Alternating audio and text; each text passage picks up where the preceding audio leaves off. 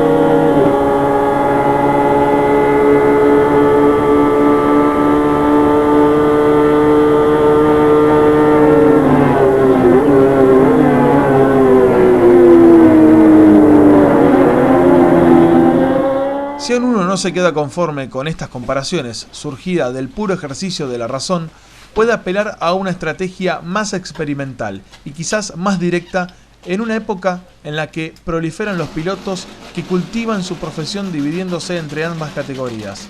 Bastará con consultarlos a ellos y sus impresiones personales. En todo caso, son quienes basan el poder de sus ingresos bajándose de un auto y subiéndose a otro.